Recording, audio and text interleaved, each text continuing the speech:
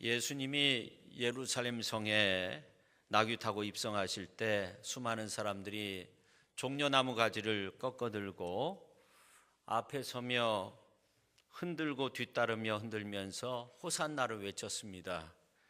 이 호산나는 지금 우리를 구원하소서 그러한 뜻인데, 예수님을 따르던 수많은 사람들이 예수님을 영접하는 것이죠. 그런데 수많은 무리들이 이런 외침을 한 이후에 며칠이 못 돼서 이스라엘을 다스리는 빌라도 총독 앞에서 예수님을 십자가에 못 박으라고 그렇게 외칩니다. 닷새 전만 해도 그들은 예수님을 왕으로 외쳤지만 예수님을 진심으로 왕으로 영접한 것이 아니었습니다. 형식적이고 가식적인 외침은 잘못된 신앙의 모습이고, 그렇게 형식적이고 가식적인 외침 속에서 예수님은 십자가상에서 고난을 당하셔야 했습니다. 우리는 오늘 본문에 나오는 빌라도의 모습 속에서 이런 모습을 발견할 수 있어요. 본디오 빌라도는 예수님과 대화하면서 당신이 왕이냐 그렇게 물어봤습니다. 처음에는 나름대로 대화를 잘했어요. 그러나 예수님이 전하는 말과 진리에 대해서 사실은 별 관심이 없었습니다. 그래서 신문하다 말고 자리를 뜨고 유대인 무리에게 말하죠. 나는 그에게서 아무런 죄도 찾지 못하였다는 겁니다. 그러면 어떻게 해야 됩니까? 어떤 일이 있어도 예수님을 살려내야 되는 거죠. 그러나 결과적으로 어떻게 됐습니까? 예수님을 무리에게 내어 주었어요. 사실 빌라도는 예수님을 흉악한 죄수 중에 한 사람으로 신문했던 거죠. 빌라도의 이런 잘못된 반응으로 인해서 지금 전 세계 크리스찬들이 예배 때마다 본디오 빌라도에게 고난을 받으사 십자가에 못 박혀 죽으시고라고 신앙 고백을 하고 있습니다. 근데 여러분, 예수님이 처음부터 본디오 빌라도에게 고난을 받으셨습니까? 처음에 빌라도는 예수님을 죽이려 하는 사람들에게 예수에게 아무 죄도 찾지 못하였다고 그런 말을 했던 사람이죠. 근데 예배 때 유대인들에 의해서 고난을 받으시고 십자가에 죽으시고 그런 고백을 하는 것이 아니죠. 우리가 예배 때마다 본디오 빌라도에게 고난을 받으사 그렇게 고백하고 있습니다. 결론적으로 말씀드리면 본디오 빌라도나 유대인들이나 호산나를 외쳤던 무리들이나 예수 그리스도의 그 구주 되심을 진정으로 받아들이지 못하고 영접하지 못하면 예수님을 십자가에 못 박을 수도 있다는 겁니다. 그런데 빌라도가 예수님을 신문하는 과정 속에서 상당히 진지한 대화를 할 수 있었습니다. 진실되게 예수님을 나의 구주로, 나의 주 되신 왕으로 영접할 수 있었습니다. 예수님을 정치적인 왕의 모습이 아닌 말씀으로 세상을 다스리는 그러한 왕으로 영접할 수 있었습니다. 그런데 왜 예수님을 진실하게 영접하지 못했을까? 아쉬움이 남죠. 또한 왜 본디오 빌라도는 내가 왕이냐 두 번이나 그렇게 질문을 하고도, 그리고 주님이 대답하신 내 나라, 주님의 나라에 대한 설명을 들었음에도 흐지부지 끝났을까 하는 겁니다. 그리고 결국 예수님의 십자가에 못 박도록 유대인들에게 넘겨주게 되었죠. 왜 빌라도는 예수 그리스도를 십자가에 못 박는 그런 역할을 하게 되었느냐 하는 겁니다. 우리도 내 주 되신 예수님 앞에 바르게 반응하지 못하고 빌라도와 같이 그렇게 반응하다 보면은 그런 어려움 속에 빠질 수 있다는 겁니다.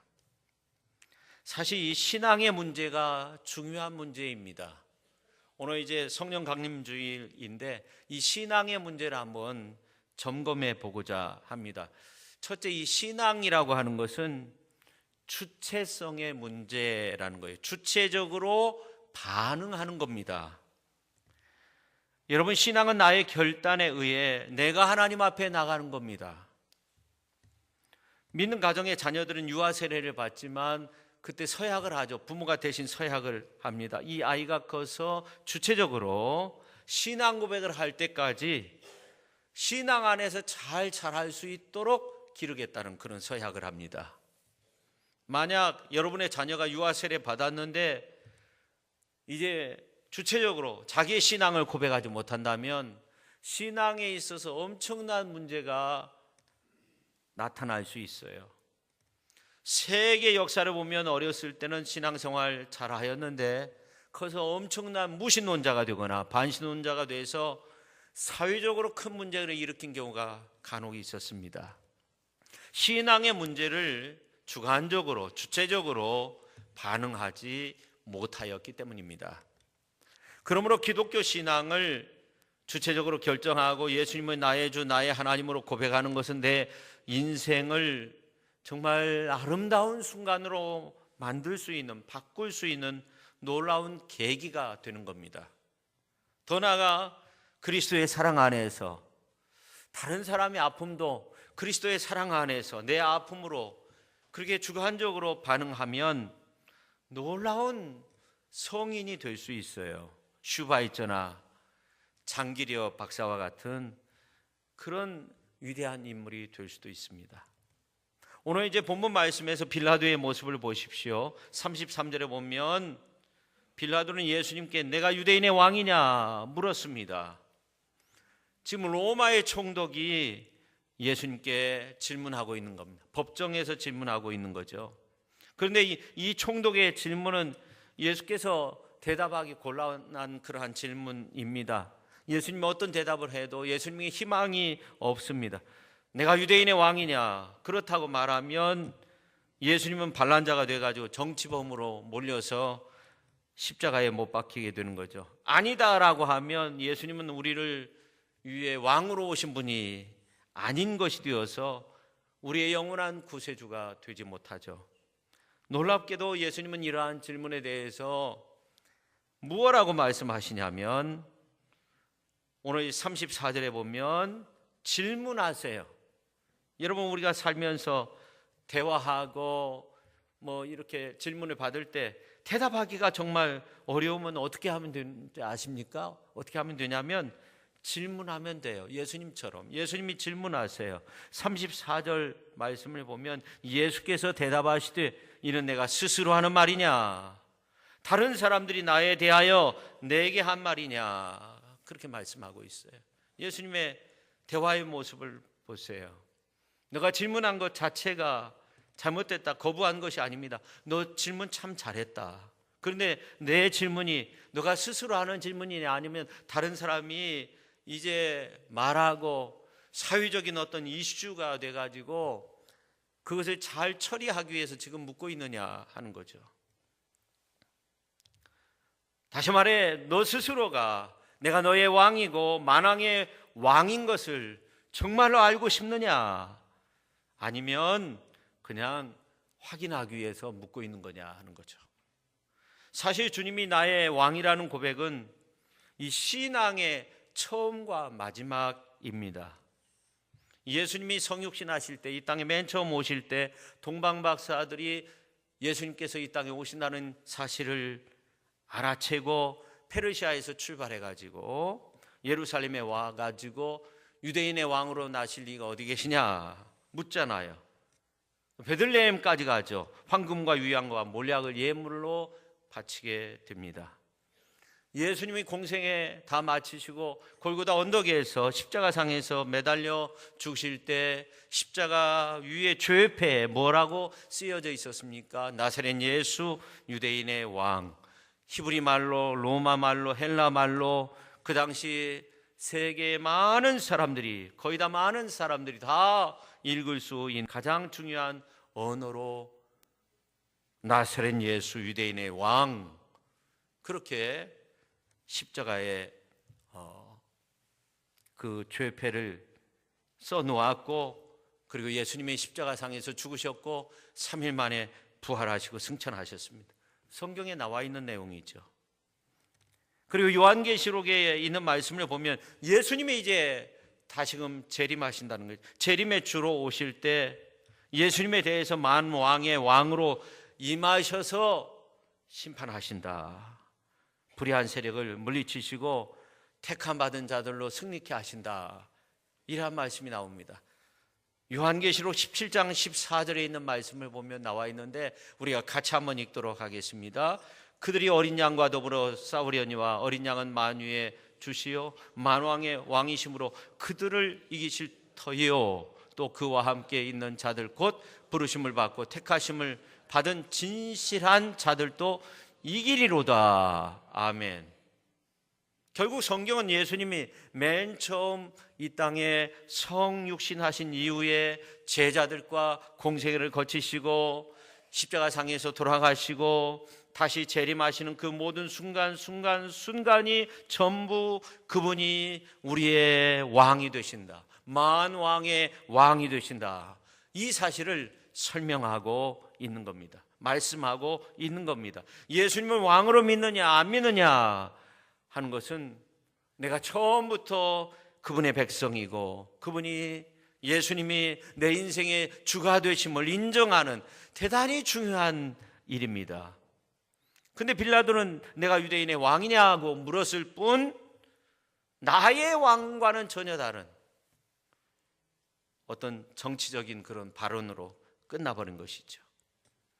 오늘 36절에서 내 나라는 세상에 속한 것이 아니라고 예수님께서 말씀하셨을 때 그러면 내가 왕이 아니냐 그렇게 물었을 뿐 나 개인의 어떤 심각한 문제로 그렇게 예수님을 받아들이지 않았어요. 여기지 않았어요. 여러분 지금 여러분이 이 자리에 앉아 있는 것은 예수님에 대해서 정말 알고 싶어서입니까? 아니면 마지못해서 이 자리에 나와 계십니까?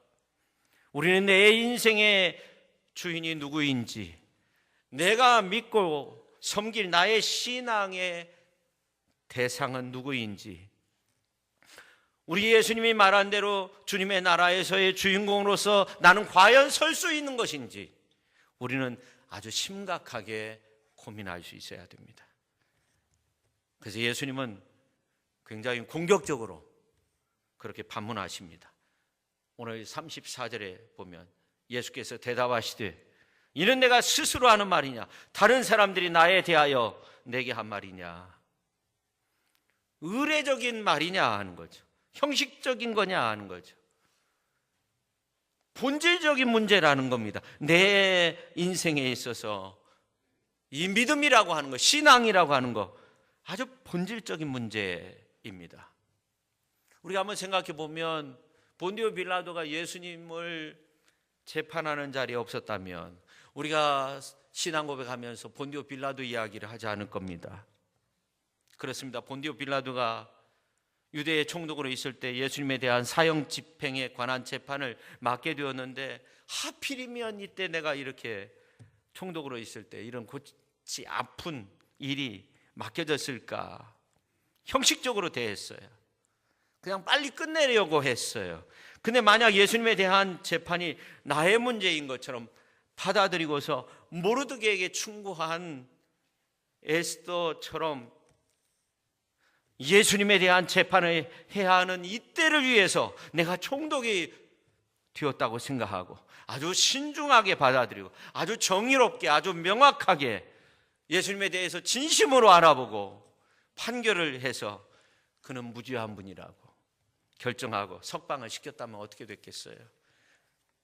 사도신경에 나오는 이 본디오 빌라도가 저주의 대상이 아니라 축복의 대상으로 아리마대와 같은 성경에 자신의 묘시를 예수님을 위해 내놓은 그런 요셉과 같은 위대한 인물이 되었을 겁니다. 아마 인류 역사 솔로몬보다도 더 뛰어난 아주 명판사로 최고의 존재로 존경을 받았을 겁니다.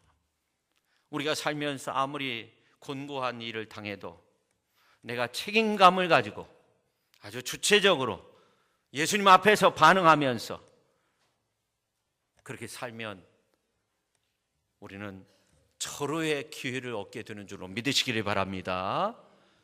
예수님에 대해서 그렇게 아주 신중하게 생각하면서 우리가 믿음 생활을 잘해야 된다는 거죠.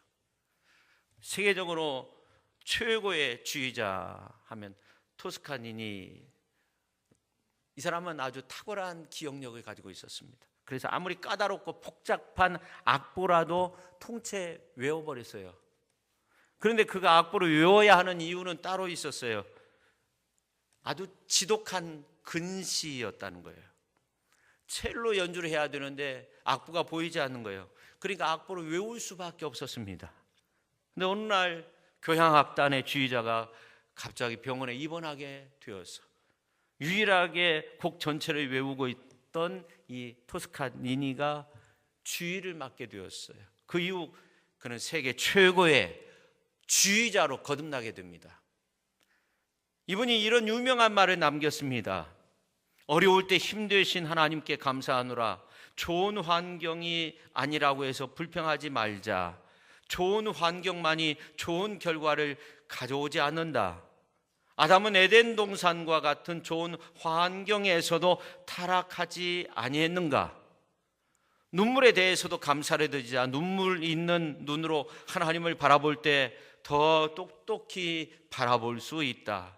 하나님께서는 우리가 어려울 때일수록 우리에게 가까이 오셔서 우리를 보호해 주시고 힘이 되어 주신다. 우리가 살면서 아무리 곤란한 일을 당해도 내가 책임감을 가지고 주체적으로 예수님 앞에서 반응하면 절호의 기회가 된다는 거죠. 여러분이 비록 험난한 인생길을 걷는다 해도 최고의 기회가 무언가 하면 예수님을 나의 주로, 나의 왕으로 그렇게 고백하는 일입니다. 믿습니까? 예수님이 인류 역사상 가장 위대한 분인 것은 자기와 전혀 상관없는 인생들의 그 죄에 대해서 아주 주체적으로 책임감 있게 반응하신 분이에요. 예수님은 죄가 없는 분이시기 때문에 상관없다 그렇게 여기셔도 됩니다. 그러나 모든 인생들의 죄에 대해서 그 책임을 주체적으로 느끼시고 하늘 보좌를 버리고 이 땅에 오셔서 죄인의 모습으로 사신 거예요. 우리 인간과 같아지셨어요. 그리고 우리의 모든 죄악을 다 짊어지셨어요. 십자가를 지셨어요. 주체적으로 우리 대신 우리의 죄 문제를 다 해결하셨어요. 하나님이 예수님을 높이셨어요. 모든 이름은 예수님의 이름 앞에 무릎 꿇게 하시고 모든 인생들이 예수님을 주로 고백하면서 하나님 앞에 영광을 올려드리도록 그렇게 만드셨어요. 예수님처럼 우리 모두가 그렇게 특히 이 신앙의 문제 앞에서 그렇게 주체적으로 우리가 반응하고 고백하면서 살아갈 수 있어야 됩니다. 할렐루야. 그 다음에 두 번째, 이 신앙이라고 하는 것은 이 소속감의 문제라는 겁니다. 오늘 이제 35절에 있는 말씀 우리가 같이 한번 읽겠습니다. 빌라도가 대답하되 내가 유대인이냐? 내 나라 사람과 대제사장들이 너를 내게 넘겼으니 내가 무엇을 하였느냐? 지금 빌라도는요 예수님과 자기의 영역을 구별시키고 있는 것, 분리시키고 있는 겁니다. 여러분 이것이 가장 인생에 있어 큰 비극입니다. 빌라도는 지금 너의 나라 사람들이 대제사장이 너를 내게 넘겼다는 거예요.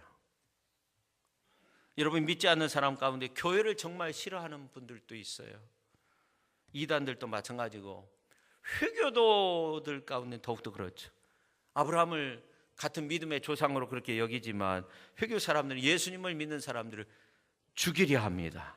이번에 인도네시아에서 과격 회교도들이 경찰서, 교회당, 성당 출입구에 가서 자폭 테러를 감행했어요. 한 번은 온 가족이 동원돼 가지고 오토바이에 이제 가족을 다 태우고 4명이 탔어요. 근데 폭파 직전에 여자아이가 오토바이에서 떨어진 거예요. 그래서 살아났어요. 어떤 남자분이 이 딸을 살려냈어요. 근데 또 문제가 뭐냐면 이 교회를 다니는 우리 가운데도 마음에서 하나님의 나라를 지운 사람들이 많이 있다는 거예요. 믿음 생활 한다고 하는데 하나님의 나라를 생활 속에서 지워버린 그런 사람들도 있다는 거예요. 타종교야 회교권 사람들은 예수님 믿는 사람 잡아다 막 가두기도 하고 죽이고 막 그러잖아요. 근데 예수님을 믿는다고 하는 사람들도 그렇다는 거예요. 하나님의 나라를 마음속에서 지우고 사는 사람들이 있어요. 이러한 교인, 이러한 성도를 뭐라고 하는지 아십니까? 가난한 성도, 가난한 교인이라고 합니다. 거꾸로 하면 안나가 교인, 안나가 성도입니다. 소속감이 없어요. 소속감의 결여가 안개처럼 덮고 있어요. 저희 어머니 생각하면 존경스러운 부분이 있어요. 뭐냐면 제가 9년째 이렇게 목회하고 있는데 주일 예배 저하고 함께 드린 적이 없어요. 아들 목회하는데 한번 오십시오 그러면 아니다, 나는 서숙교회에서 예배 드려야 된다. 한 번도 안 오세요. 근데 감사한 일이죠. 그런 분이 있기 때문에 그 교회가 유지되고 든든히 서가는 거예요. 우리 교회도 마찬가지입니다. 여러분, 신앙생활과 교회 생활은 좀 비슷한 것 같죠? 근데 좀 차이가 있어요.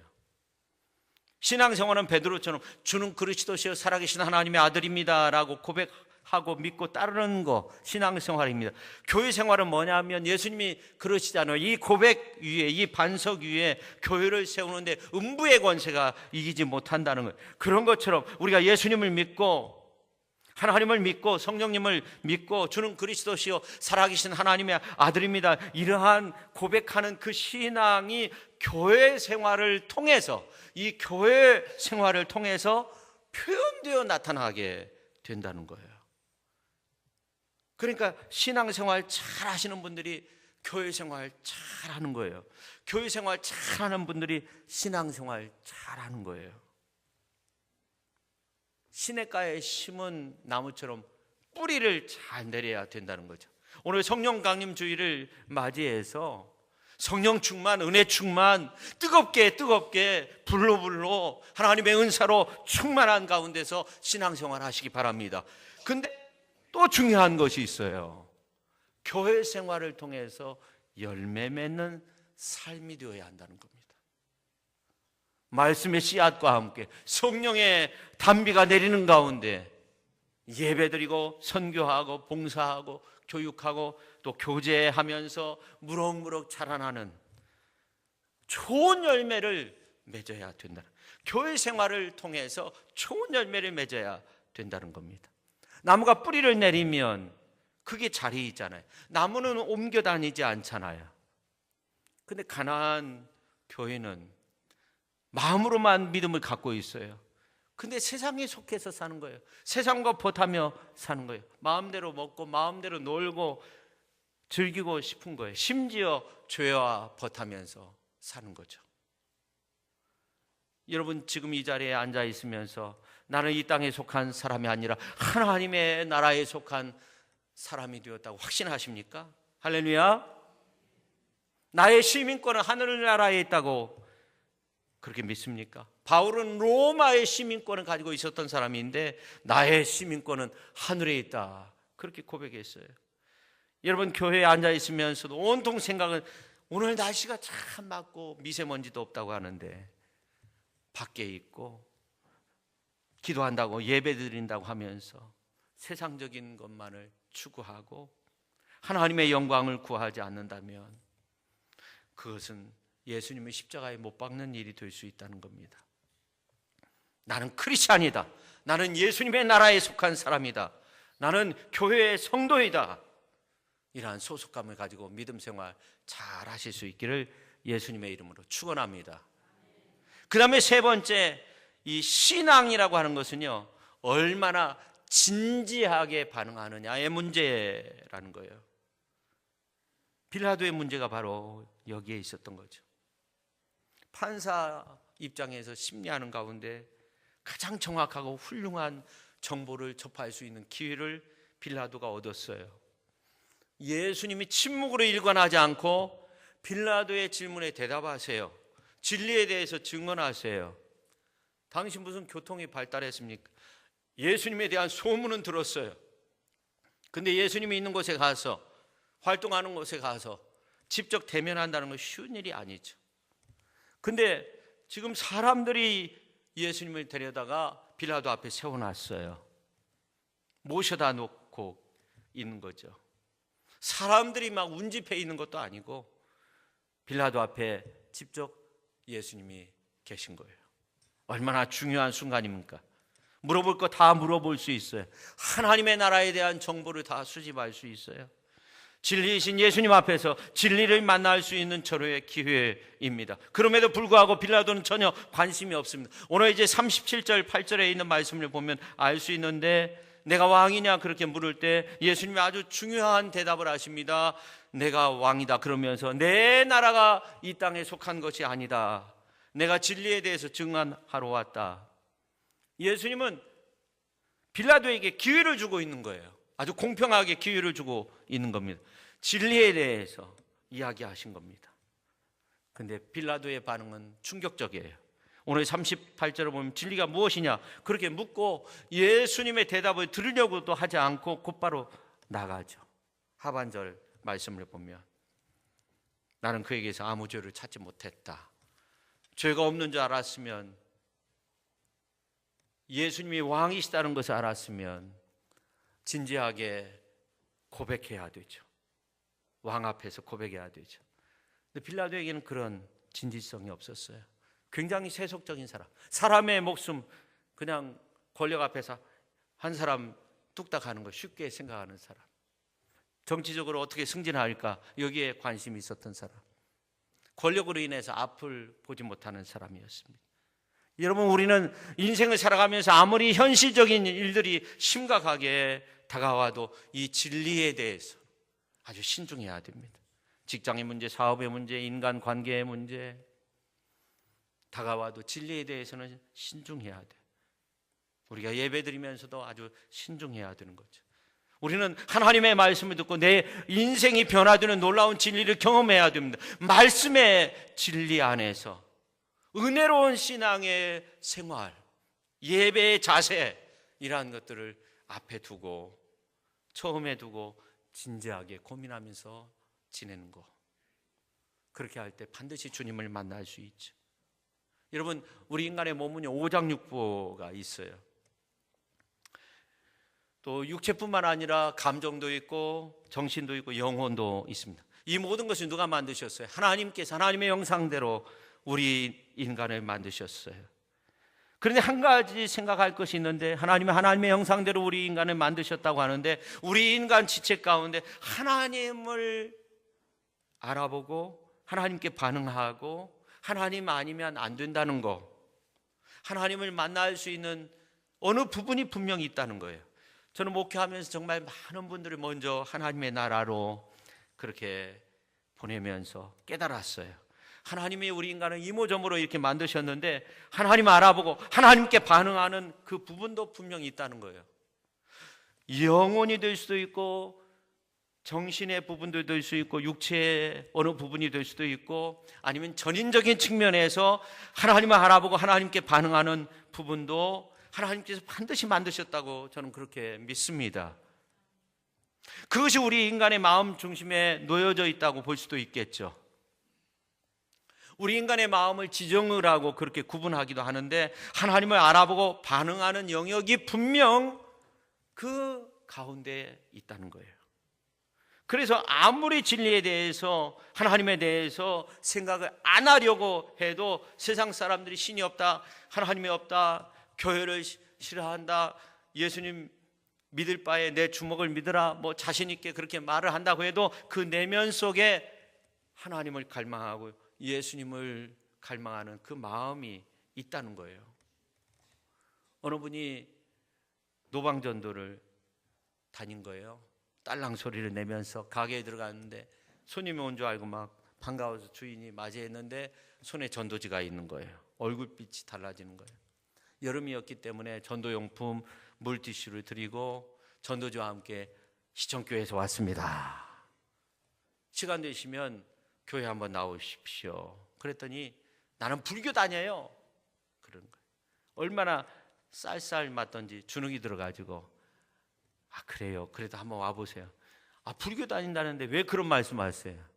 무서울 정도로 막 인상을 쓰면서 말하는 거예요. 그래서 한마디 했답니다. 구원이 다르잖아요. 그랬답니다. 그러니까 아무 말도 못하는 거예요. 나중에 이웃을 통해서 그분에 대해서 알게 되었는데 저는 교회에 다녔다는 거예요. 근데 이분은 그 믿음에 대해서, 하나님에 대한 어떤 그 신앙에 대해서, 예수님의 신앙에 대해서 진지하게 고민하지 못한 거죠. 참으로 안타까운 일이죠. 몇 년 전에 이제 총동원 주일 때 최선규 아나운서가 간증자로 오셔서 간증을 한 적이 있죠. 지금도 기억이 남는 것은 교회라면 이유 없이 치를 떨었다는 거예요.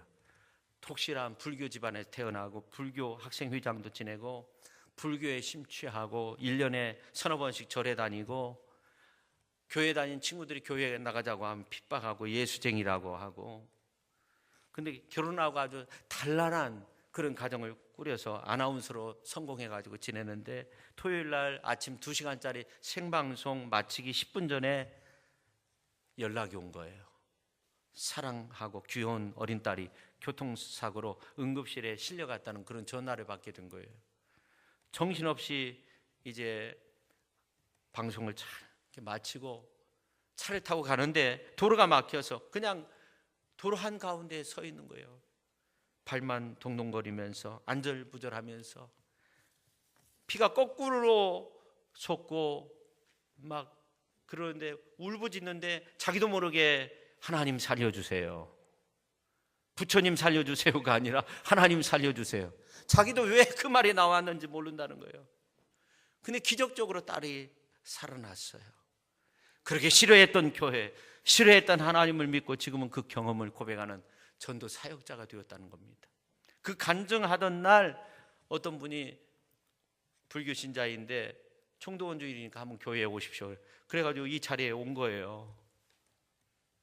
그리고 아나운서의 그 간증을 듣고 용기를 얻어서 회심하고 우리 교회에 잘 나와요. 세례도 받고 직분도 받고 신앙생활 잘해요. 할렐루야. 그러니까 아무리 나는 불교 다녀요, 교회 안 다녀요, 교회가 싫어요, 근데 마음속에는 구원의 갈증, 구원의 소리가 계속 울리는 거예요. 그래서 하나님에 대해서 말해주고 구원이 다르잖아요. 그렇게 말하니까 구원에 대한 것을 건드리니까 아무 말도 할 수 없는 거예요. 하나님을 찾을 수밖에 없는 거죠. 이제 말씀을 마무리하려고 합니다. 저는 성령 강림주의를 지키며 오늘 본문 말씀에 나오는 이 빌라도의 모습을 보면서 신앙의 문제가 무언가에 대해서 말씀드렸어요.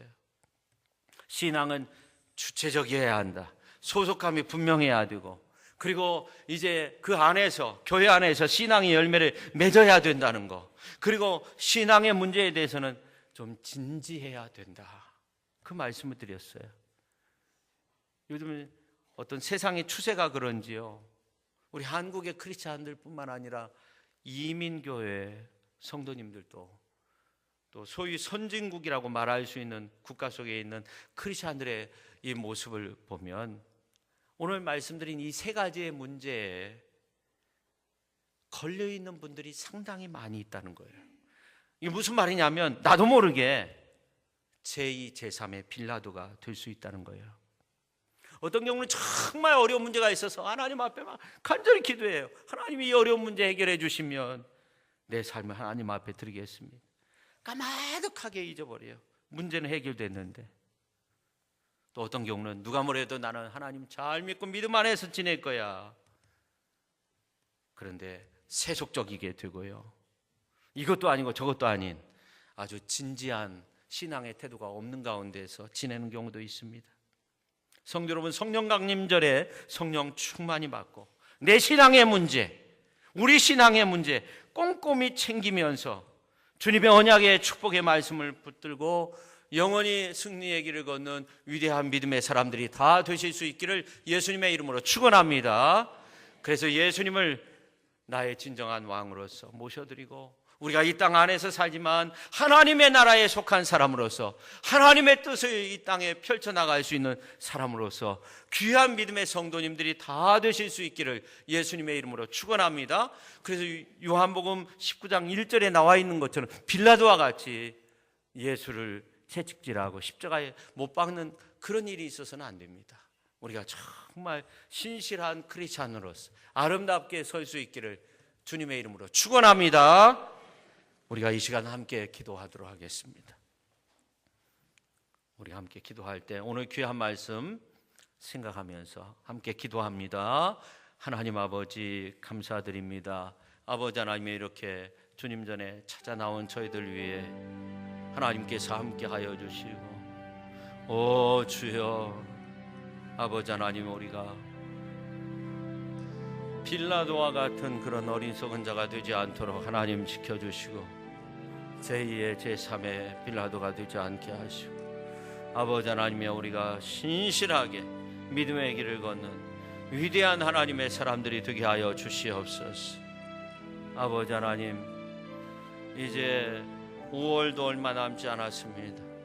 하나님께서 함께 하여 주셔서 우리가 진실한 모습으로 아버지 하나님이여 가족과 함께 예배의 자리를 찾게 하시고, 아버지 하나님의 하나님을 의지하며 말씀 위에 설 수 있도록 주님 도와주시옵소서. 하나님, 저희들 분명한 소속이 있어요. 진지해야 되고, 하나님, 우리가 하나님은 나의 하나님으로, 예수님은 나의 구세주로 그렇게 믿고 영접하며 살아갈 수 있게 하여 주옵소서. 오 주님 믿사옵고 예수님의 이름으로 기도합니다. 하나님 아버지 감사드립니다. 오늘 또 이렇게 주님 전에 찾아 나온 저희들, 아버지 하나님이여, 빌라도의 모습을 통해서 우리 신앙의 문제에 대해서 한번 생각해 보았습니다. 성령 강림 주일, 우리가 성령 충만하고 성령의 인치심을 받고 성령의 은사와 또 성령의 아름다운 열매를 맺으며 살아갈 수 있게 하시고, 또 그 가운데서 우리의 신앙에 문제되는 이러한 부분들을 잘 점검해서 하나님 오시기 아름답게 설 수 있는 훌륭한 하나님의 사람들이 다 되게 하여 주옵소서. 예수님의 이름으로 기도하옵나이다. 아멘.